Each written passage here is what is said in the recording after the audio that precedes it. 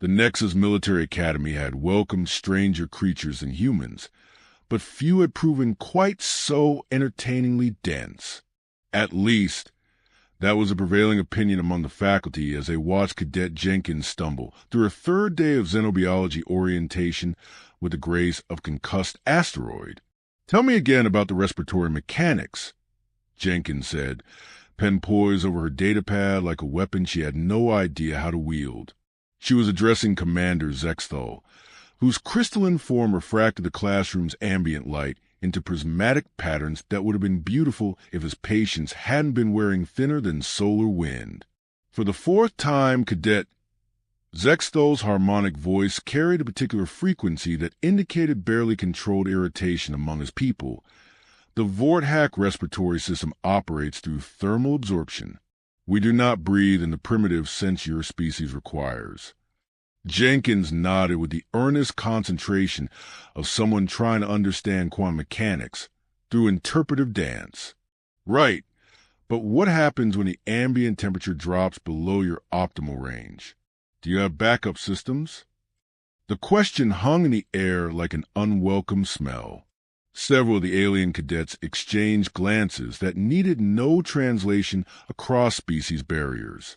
Even the Ephorans, who existed primarily as sentient gas clouds and thus had no faces to speak of, managed to convey collective eye-rolling through subtle shifts in their chromatic patterns. Backup systems? Commander Zexthal's crystalline structure flickered with what his people called the light of profound disbelief.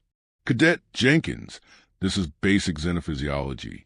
The Vorthack have dominated 17 star systems precisely because we do not require such crude contingencies." "Oh."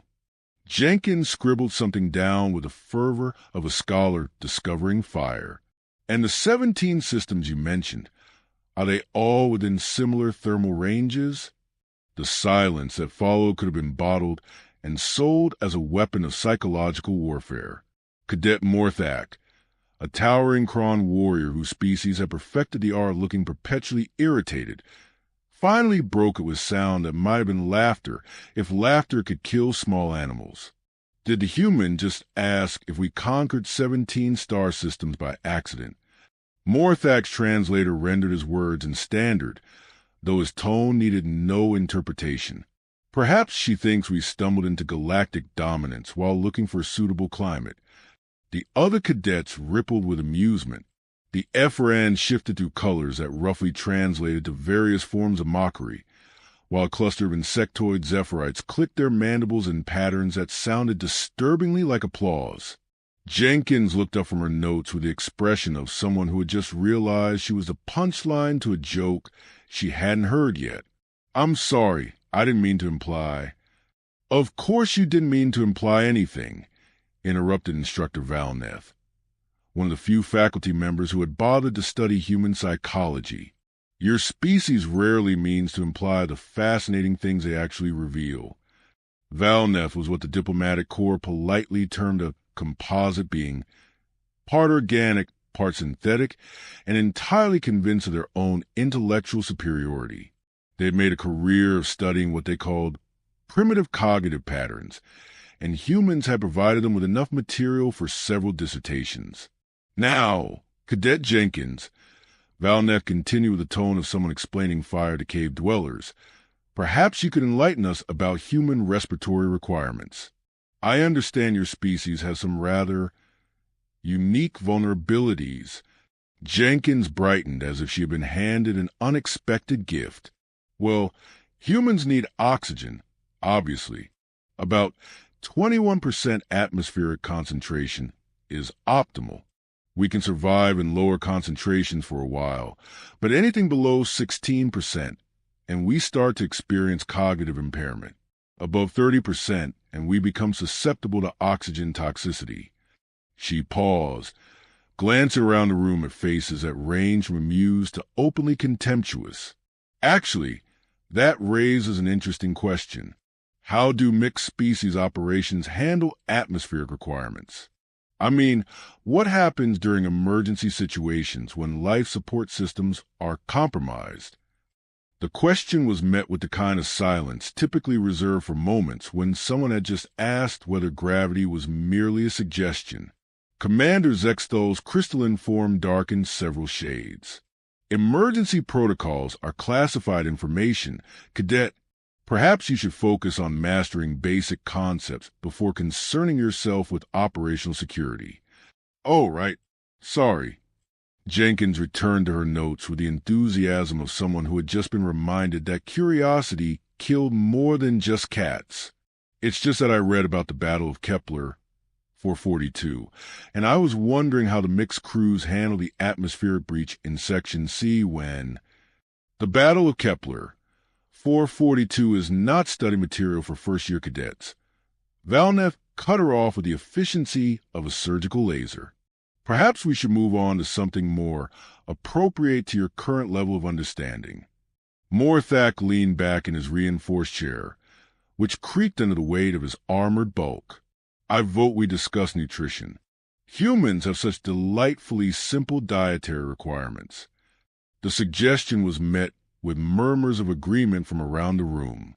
Nothing quite entertained a mixed species class like discussing the eating habits of the galaxy's most primitive members. Excellent idea, Cadet Morthak. Valneth activated the room's holographic display, which immediately filled with images of various foods from across known space. Cadet Jenkins, perhaps you could explain human nutritional needs to your classmates. Jenkins studied the display with the intensity of someone trying to decode ancient hieroglyphs. Well, humans are omnivores. We require proteins, carbohydrates, fats, vitamins, and minerals.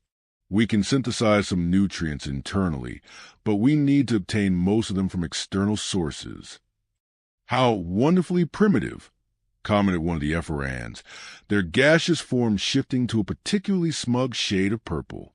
My people sustain ourselves entirely through atmospheric filtering, and the Kron require only protein and certain metallic compounds, Morthak added, his voice carrying the pride of someone whose species had evolved past the inconvenience of vegetables. Jenkins nodded enthusiastically. That's fascinating. So if someone wanted to incapacitate a Kron unit, they would need to target your protein synthesis pathways or create metallic compound deficiencies. The room temperature seemed to drop several degrees. Morthak's hand moved instinctively toward where his weapon would have been if cadets were permitted to carry them during academic sessions. That, he said slowly, is a remarkably specific question for someone who supposedly struggles with basic xenobiology. Jenkins blinked with the innocence of someone who had just accidentally discovered fire while trying to make toast. I'm sorry. I was just thinking about the logistics. In human military history, understanding supply lines and nutritional requirements was crucial for strategic planning. I assumed it would be the same for other species. Human military history. Valneth repeated with the tone of someone discussing the combat tactics of particularly aggressive mushrooms. Yes, I suppose your species would find such primitive approaches relevant. The dismissal was so complete that it practically echoed. Jenkins returned to her notes, scribbling away with renewed dedication while the rest of the class moved on to discussing more suitable topics for someone of her clearly limited capabilities. What none of them noticed was a pattern in her questions, or the way her pen moved with the precision of someone taking very specific notes. They were too busy being entertained by the spectacle of human inadequacy to recognize intelligence gathering when it was happening right in front of them. After all, who would suspect a species that had barely achieved interstellar travel of engaging in systematic reconnaissance during what was obviously remedial education? By the end of the session, Jenkins had been quietly reassigned to the remedial xenological studies track, a decision that was met with general approval from faculty and students alike. It was, they agreed, the kindest possible solution for someone so clearly out of her depth. Commander Zexthal filed his report that evening with particular satisfaction. The human would receive the additional support she so obviously needed, and the rest of the class could proceed without the constant interruption of her bewildering questions. It was, everyone agreed, a perfectly reasonable solution to a perfectly obvious problem. None of them bothered to wonder why someone who struggled so obviously with basic concepts had managed to ask such remarkably specific questions about their weaknesses. The remedial xenological studies program had been designed with the best of intentions, which was to say it had been designed by committees who had never actually met a remedial student.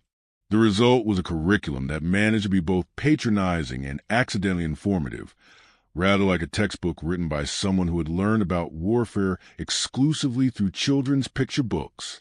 Jenkins found herself surrounded by what the Academy politely termed specialized learners, a collection of beings who had proven themselves spectacularly unsuited for standard military education. There was Kixtel, a silicon-based life form who insisted on eating the furniture, and Brindar, whose species experienced temporal perception in reverse, and thus spent most classes predicting quiz answers before questions were asked. It was, Jenkins reflected while pretending to struggle with a tactical simulation, the perfect environment for someone who needed to appear harmless while conducting reconnaissance. I don't understand why the Vorthak units always position themselves near heat sources, she announced during their morning strategy session, staring at the holographic battlefield with the concentrated bewilderment of someone trying to solve mathematics through pure willpower. Wouldn't that make them predictable?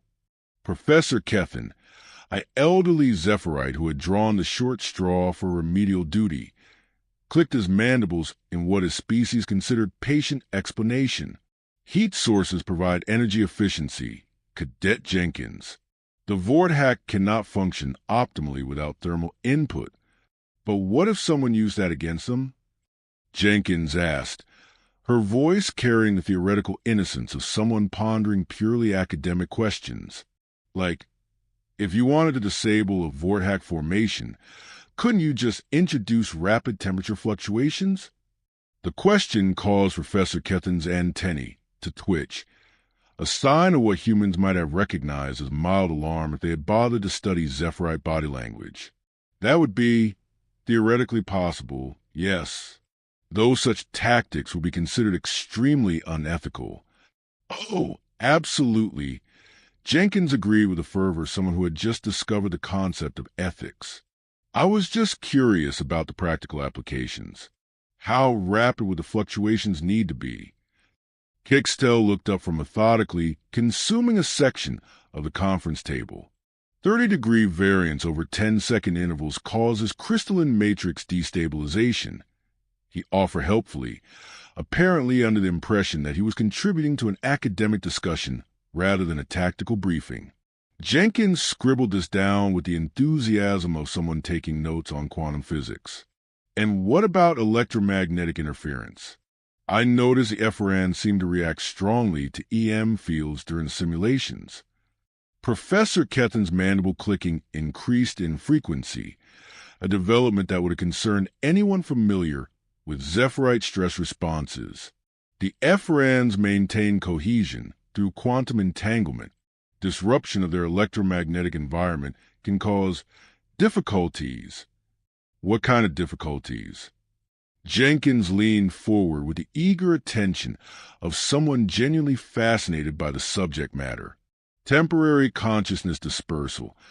Brindar announced from where he sat backwards in his chair, facing away from the group. They become confused, disoriented, easy targets for approximately 14 minutes. The professor's antennae drooped noticeably. Cadet Brindar, please refrain from providing tactical vulnerabilities during academic discussions. But she asked. Brindar pointed out with the logic of someone experiencing the conversation in reverse. Besides, she's going to figure out anyway. I've seen how this ends. Jenkins tilted her head with curious confusion. Figure what out? Nothing. Professor Kethen said quickly. Cadet Brindar sometimes experiences temporal displacement. Please disregard his comments. The conversation might have continued in this enlightening direction if Cadet Thexmore hadn't chosen that moment to join their study group. Thexmore was what the Academy classified as a crossover student, someone who had started in the standard program but had been transferred to remedial studies after repeated failures to grasp basic concepts. He was also, Jenkins had noticed, remarkably attractive by the standards of his species.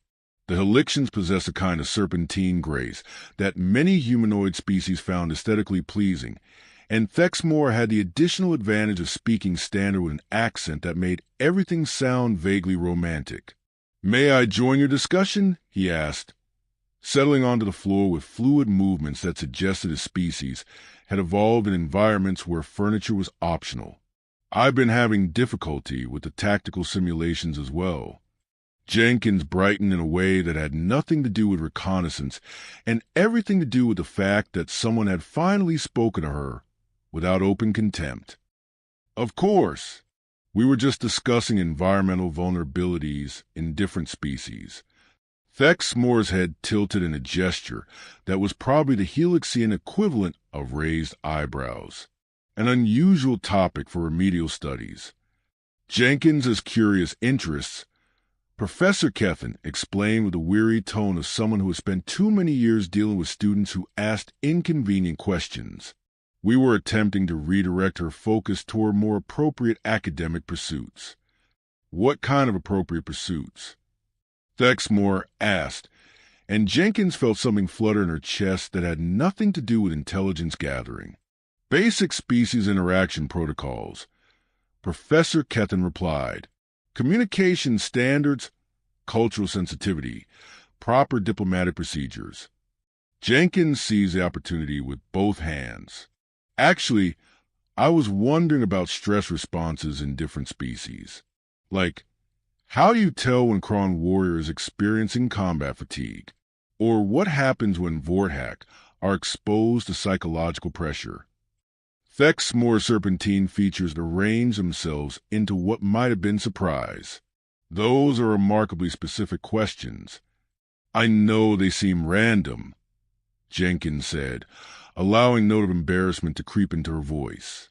"It's just that humans have such obvious stress tells, increased heart rate, sweating, behavioral changes.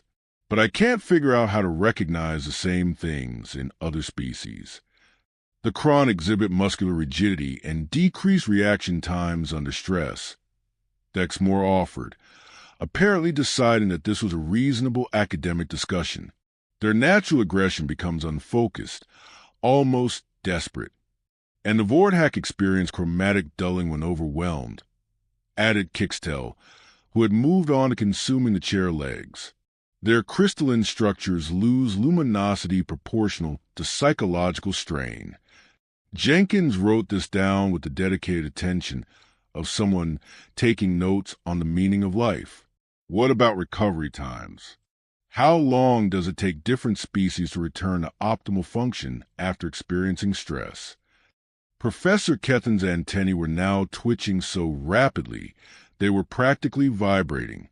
"Perhaps we should move on to less tactical discussions. But this is fascinating," Thexmore said, and Jenkins felt that flutter again. "Humans really are remarkably observant about these details. I hadn't considered how species-specific stress responses might affect mixed-unit operations." "Mixed-unit operations?" Jenkins repeated with the tone of someone who had just heard a new and exciting concept. "Standard procedure for most academy graduates," Thexmore explained. "Very few military actions involve single-species crews anymore. Understanding how different species function under pressure is actually quite important for effective teamwork." Jenkins nodded eagerly. "So if you were planning an operation with mixed species, you need to account for each species' stress thresholds and recovery requirements." "Theoretically, yes," Thexmore agreed, "though I imagine the planning computers handle most of those calculations automatically." "Planning computers?" Jenkins asked with the innocent curiosity of someone who had never heard of such things. Professor Kethen made a sound that might have been a sigh if Zephyrite possessed lungs. "Perhaps we should focus on your upcoming xenology examination instead of hypothetical military scenarios." But Jenkins was already lost in conversation with Thexmore, asking questions about computer systems and operational planning with the enthusiastic attention of someone who had found both a fascinating subject and an attractive teacher.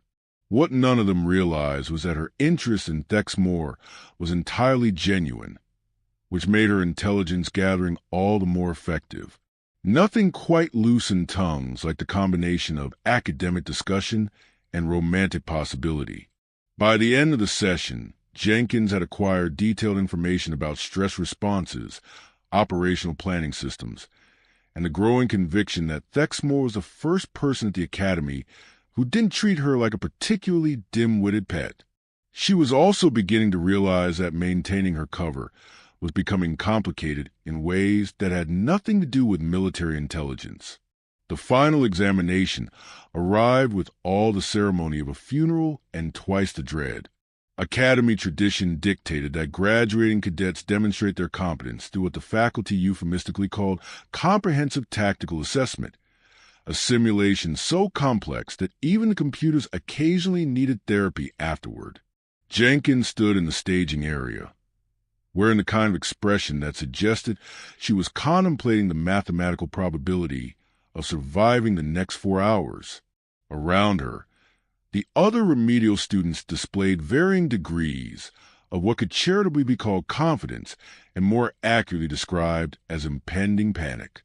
"Remember," Professor Ketton announced, his mandibles clicking with the rhythm of someone delivering last rites, "this is not a competition. You are being evaluated on basic competency, not tactical brilliance. Simply attempt to follow standard protocols and avoid catastrophic failure." The staging area buzzed with the nervous energy of beings who suspected they were about to provide entertainment for their betters. The main Academy cadets had already completed their examinations with the sort of effortless competence that came from superior breeding, advanced evolution, and the unshakable conviction that the universe owed them success. Jenkins found herself assigned to Team 7, which the Academy computers had designated as compensatory grouping for suboptimal performers. It was a diplomatic way of saying they'd gathered all the expected failures into one convenient package for easier disposal. Her teammates included Kixtel, who had spent the morning eating reconnaissance equipment, Brindar, who kept announcing battle outcomes before they happened, and Thexmore, who gave her a smile that made her temporarily forget why she was supposed to be nervous. "The scenario parameters are loading now," announced the simulation coordinator, a bored-looking Zephyrite whose job satisfaction could be measured in negative integers. "Your objective is to secure the disputed mining station while minimizing casualties and maintaining operational security. Standard rules of engagement apply." The holographic environment materialized around them with the casual efficiency of technology that had long since stopped trying to impress anyone. They stood on the command deck of a frigate approaching an asteroid mining facility that had been occupied by hostile forces. The enemy composition was displayed on the tactical screen. 2 squads of Kron shock troops, a Vorthak technical specialist maintaining the station systems, and an Ephraim reconnaissance unit providing surveillance coverage. It was, by any reasonable standard, a force designed to make remedial students weep openly. "Well," Thexmore said with a kind of optimism that indicated either courage or severe head trauma, "at least we know what we're facing." Jenkins studied the tactical display with what appeared to be confused concentration. The Kron are positioned near the main power junction. Why would they put their heaviest troops in such an exposed location? Because they're aggressive idiots who think superior firepower solves everything, Kixtel offered, taking a bite out of control panel. Also, that junction feeds the life support systems. Classic choke point control. But if someone disrupted the power flow, Jenkins mused aloud, wouldn't that affect the Vorthak's operational capacity? Heat regulation systems would be the first to go offline. Brindar looked up from his console with the expression of someone watching a particularly interesting tragedy unfold. "She's going to figure out in approximately 37 seconds, he announced to no one in particular. "Figure what out?" Thexmore asked, But Jenkins was already moving to the environmental controls. The atmospheric composition shows elevated electromagnetic activity near Section C, she said, her fingers dancing across the interface with sudden precision. That's where the Ephron unit is stationed. If we could generate a focused EM pulse. The words died in her throat as she realized what she was saying. Around her, her teammates had gone very still, watching her with expressions that ranged from confusion to dawning comprehension. Jenkins, Dexmore said slowly, how do you know about electromagnetic vulnerabilities in Ephron physiology? She opened her mouth to deliver some fumbling explanation about lucky guesses and beginner's intuition, but the simulation was already responding to her inputs. The tactical display showed power fluctuations cascading through the mining station systems, and the Vortex signature began flickering as thermal regulation failed. On the enemy communications channel, panic was spreading in 3 different languages as environmental systems began failing in precisely the sequence that would cause maximum confusion while maintaining life support. That's not possible, breathed Kixtel, his silicon-based metabolism allowing him to process information faster than his organic teammates. She's targeting species-specific weaknesses with surgical precision. Jenkins stared at the display, watching as the Kron formation abandoned their defensive positions to respond to what appeared to be critical system failures. The Ephron unit was already showing signs of electromagnetic disruption, their reconnaissance coverage degrading as coherence became difficult to maintain.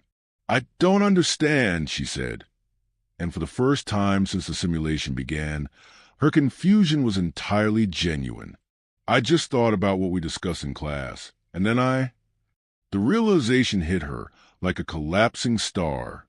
Weeks of innocent questions, casual conversations, and academic curiosity had created a comprehensive database of vulnerabilities that her subconscious mind was now deploying with terrifying efficiency. You've been gathering intelligence, Dexmore said, his voice carrying a note of something that might have been betrayal or admiration.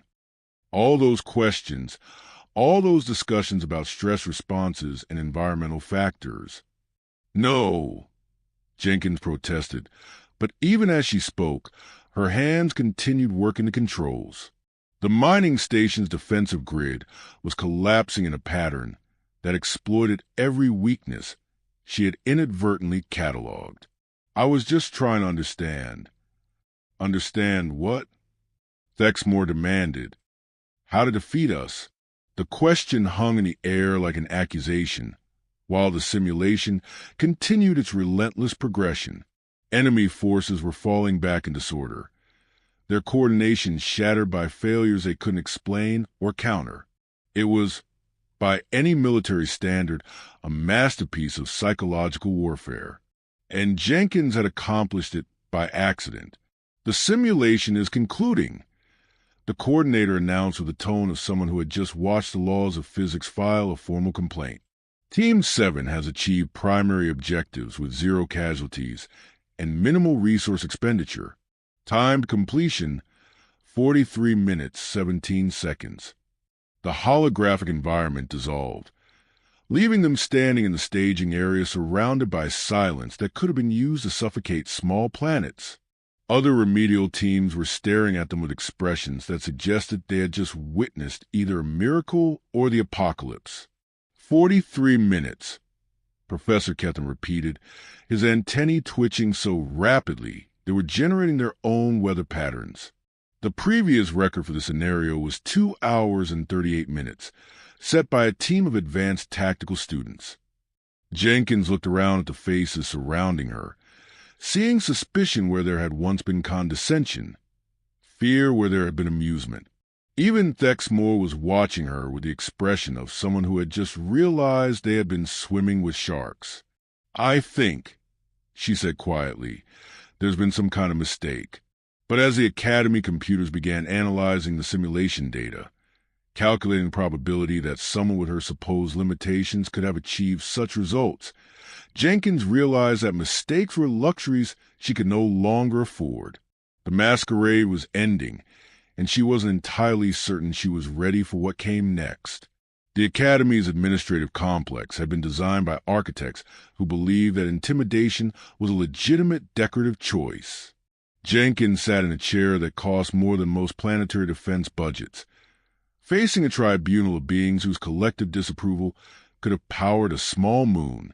Admiral Kexval presided over proceedings with the sort of presence that made gravity seem negotiable. The ancient Kron-scarred carapace told stories of battles fought when Jenkins's homeworld was still cooling, and his eyes held a particular clarity that came from having personally violated several laws of physics. "Cadet Jenkins," he began, his voice carrying harmonics that made the room's crystal fixtures resonate sympathetically. "Your performance in yesterday's examination has raised certain questions." To his left sat Director Yulmeth, whose species had evolved beyond the need for physical form but maintained corporeal manifestation purely for administrative convenience. Their energy patterns pulsed with bureaucratic irritation. "The statistical analysis is quite conclusive," Yulmeth announced, data streaming across their luminous surface. "The probability of achieving your results through random chance is approximately 1 in 47 billion. Jenkins maintained the expression of someone who had stumbled into the wrong courtroom. "I'm not sure I understand what you're implying." "We're not implying anything," said the third member of the tribunal, Professor Zalcourt, whose crystalline Vorthack form reflected light in patterns that suggested barely contained fury. "We're stating facts.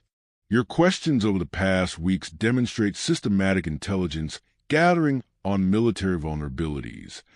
The evidence materialized in holographic form around them. Transcripts of conversations, analysis of her inquiries, pattern recognition algorithms that had finally connected us. The faculty had been too arrogant to notice. It painted a picture of reconnaissance, so thorough it bordered on artistic.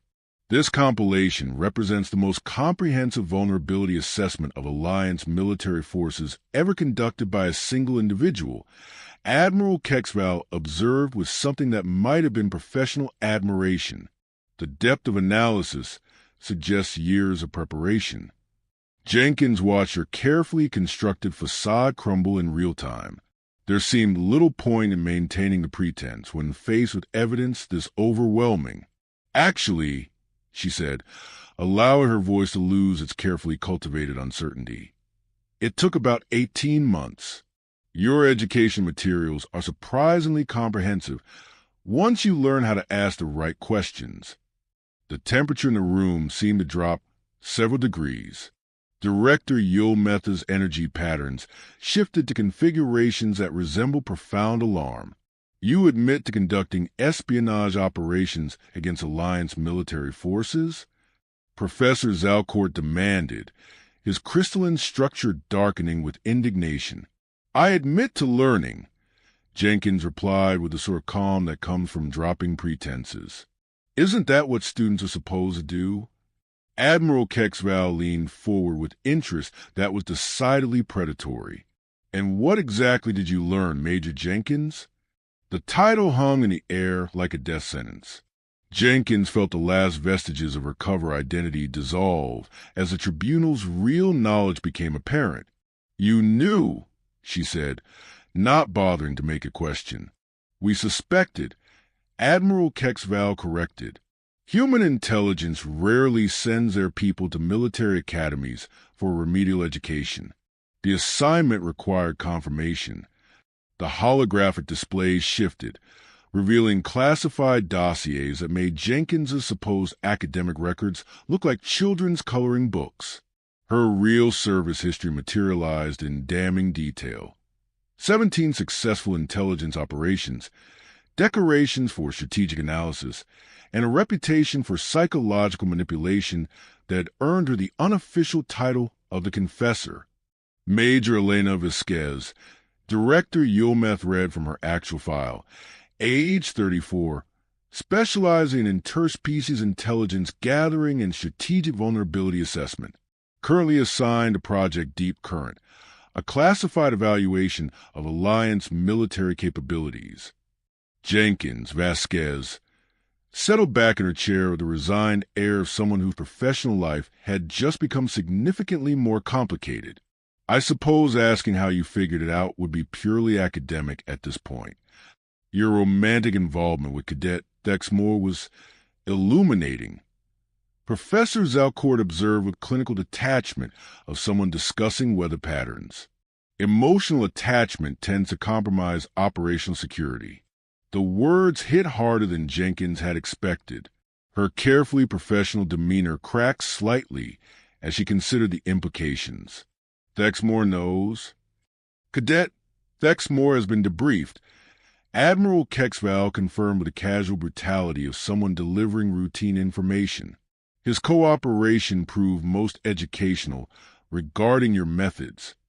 The betrayal shouldn't have stung as much as it did.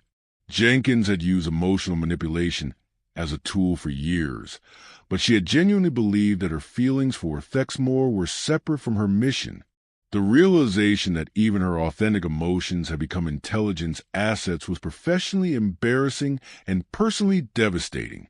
He was quite detailed in his descriptions of your conversations, Director Yulmeth added helpfully, particularly regarding stress responses and operational planning systems.